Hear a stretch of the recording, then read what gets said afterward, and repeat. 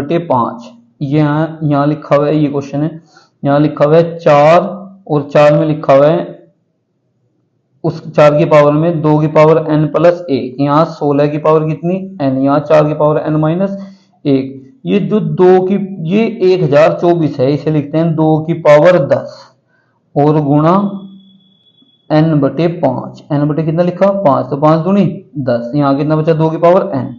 इसे क्या लिखते हैं, 4 को लिखते हैं 2 की पावर n, 2 और गुणा में कितना है, यहाँ पावर में 2n, और जो प्लस में है इसे अलग लिख, जो 2 की पावर n प्लस 1 है तो उसे गुणा करके अलग से ऐड कर लेते हैं, यहाँ 4 की पावर 1 बटा में कैसे लिखा, 16 को लिखते हैं 2 की पावर 4, तो यहाँ इसे लिख सकते हैं 2 की पावर 4n, क्या लिख सकते हैं इसे 2 की पावर 4n, और यहाँ है 4 की पावर n, 4 की पावर n को लिख सकते हैं हम 2 की पावर 2n, क्या लिखेंगे 2 की पावर 2n, और यहाँ लिखा है 4 की पावर माइनस 1, तो 4 की पावर माइनस 1 कहाँ चल जाएगी ऊपर, और ऊपर जाके कैसे हो गई ये प्लस की, यानी ऊपर चली गई, कितना हो गया प्लस का हो गया। अब इस क्वेश्चन को समझे हम, देखो यहाँ 2 की पावर 4n, 2 दूनी 4n, तो इससे तो ये कैंसिल, यहाँ 2 की पावर 2n बचा, यहाँ भी 2 की पावर 2n, इससे ये कैंसिल, तो 4 और 4 की गुणा कितना 16, तो इस क्वेश्चन का आंसर कितना है मेरा 16, इस क्वेश्चन का आंसर कितना है हमारा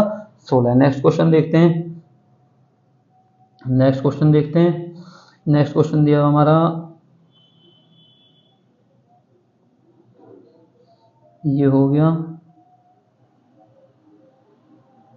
ये भी हो गया, नेक्स्ट ये भी हो गया, ये वाला क्वेश्चन हो गया,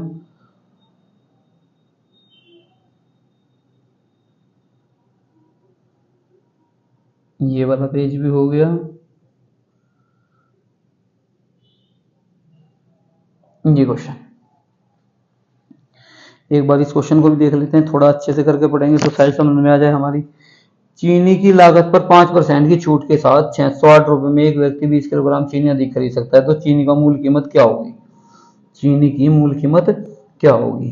500 रुपये लिखा शुरू में, 5% की छूट का मतलब कितना 95, कितना 95, शुरू में वो कितना किलोग्राम खरीदता था x, तो कुल पैसे ऐसे निकलेंगे जितनी मात्रा गुणा x, और अब यहाँ कितने किलोग्राम अधिक खरीदता है 20, तो x प्लस कितना लिखा हमने यहाँ 20, x प्लस कितना लिखा हमने यहाँ 20, कैलकुलेशन कर लेते हैं, तो x बराबर 380 आया, यानी वह प्रारंभ में कितनी मात्रा खरीदता था 380, कितनी मात्रा खरीदता था प्रारंभ में 380, प्रारंभ में कितनी मात्रा खरीदता था 380। क्वेश्चन में पूछा गया उसका प्रारंभ में मूल्य क्या था, तो 680 को हम किससे डिवाइड कर देंगे 380 से, 680 को हम किससे डिवाइड कर देंगे 380 से, जब हम इससे डिवाइड करेंगे कितना आया 16/10, कितना आया आंसर मेरा 16/10, तो इस क्वेश्चन का आंसर क्या हमारा 16/10। क्वेश्चन नंबर 84, क्वेश्चन नंबर कौन सा है 84। नेक्स्ट क्वेश्चन को देख लेते हैं एक बार,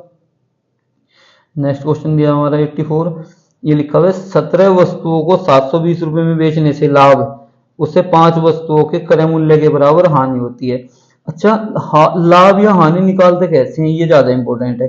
17 वस्तुओं के क्रय मूल्य में से 17 वस्तुओं का बिक्री मूल्य घटा दूं, तो ये 17 को बेचने पर हानि आ गई, किसके बराबर है वो 17 के क्रय के बराबर, किसके बराबर है 17 के क्रय के बराबर। इसे यहाँ ले आओ 12 के बराबर 17 बी, तो यहाँ से हम कैलकुलेशन करते हैं के बटे में कितना आया 17, और ऐसे ही यहाँ b के बटे में कितना आया 12, b के बटे में कितना 12, यानी अगर क्रय मूल्य 17 रुपये है तो बिक्री मूल्य कितना होगा 12 रुपये, बिक्री मूल्य कितना होगा 12 रुपये। एक बार इस क्वेश्चन को दोबारा देख लेते हैं, अगर क्रय मूल्य 17 है तो बिक्री मूल्य कितना होगा 12, उन्होंने कहा बिक्री मूल्य 720 है, यानी 12 किसके बराबर है 12 किसके बराबर है 720 के, तो यहाँ है 17 किसके बराबर होगा 12 छिक 72, 17 छिक का 102, 17 छिक का 102, यानी वो उसका कुल खरीद मूल्य कितना था 1020, कुल खरीद मूल्य कितना था उसका 1020, और कितनी वस्तु खरीदता है वह प्रारंभ में 17, कितनी वस्तु बेचता खरीदता है 17, खरीदता भी 17 है बेचेगा 17 है, तभी तो बिजनेस चलेगा। तो यहाँ 17 वस्तुएं 1020 रुपए में खरीदी थी उसने, 17 छिक्का 102, तो वस्तु का मूल्य कितना था शुरू में? प्रारंभिक मूल्य 60 रुपए। प्रारंभिक मूल्य कितना था उसका? 60 रुपए। ये रहा हमारा आंसर 60 रुपए। प्रारंभिक मूल्य कितना था हमारा? 60 रुपए। तो इस क्वेश्चन का आंसर कितना हुआ हमारा? 60 रुपए। नेक्स्ट क्वेश्चन देखते हैं। कुछ क्वेश्चन आसान भी है पेपर में, ऐसा नहीं है। 12% की छूट देने पर विक्रय मूल्य 1320, 100 रुपए अंकित मूल्य, और छूट दी कितने की? 100 रुपए अंकित मूल्य, और कितने की छूट दी गई? 5%। कितने की छूट दी गई? 12% की। 12 का मतलब 88 में बेचा गया। यहाँ कह रहे कि 88 किसके बराबर? 1320 के। तो 12 किसके बराबर? 88 किसके बराबर है? 1320 के। तो सवाल में कहा अंकित मूल्य बताएं। अंकित मूल्य कितना था? 100 किसके बराबर? आंसर। कैलकुलेशन कैलकुलेशन कैसे करते हैं? कैलकुलेशन करेंगे, 11 से भाग दिया कितनी बार? 8 बार। 11 से भाग दिया कितनी बार? 12 बार। ये कितना हो गया? 120। कितना हुए? 8 से 120 को 15 बार, 15 और 100 की गुणा, 15 और 100 की गुणा। तो आंसर कितना है मेरा? 1500। तो इस क्वेश्चन का आंसर कितना हुआ हमारा? 1500। इस क्वेश्चन का आंसर कितना हुआ? 1500। नेक्स्ट क्वेश्चन देखते हैं। चक्रवृद्धि ब्याज साधारण ब्याज से दिया गया है। उसने कहा 5% की दर है 2 साल। 5% की दर का मतलब 100 रुपए, 5% का मतलब 104 है। सॉरी, दर कितनी दी है? 4%। क्वेश्चन को दोबारा देखते हैं। दर कितनी दी? 4%। 100 रुपए की वस्तु 4% का मतलब कितने में बेची गई? 104 में। या 100 रुपए थे, ब्याज के बाद कितने हो गए? 104। ब्याज के बाद पहले साल कितने हो जाते हैं? 104। इसे हम अनुपात में ले जाते हैं। ये कितना? 20। ये कितना? 25। और ये कितना? 26। 4 से भाग दिया, इसे भी 4 से भाग दिया। कितना है? 25 और 26। जब दूसरे साल की बात करेंगे, इन दोनों का स्क्वायर हो जाएगा। 5 का 25 का 625, और 26 676।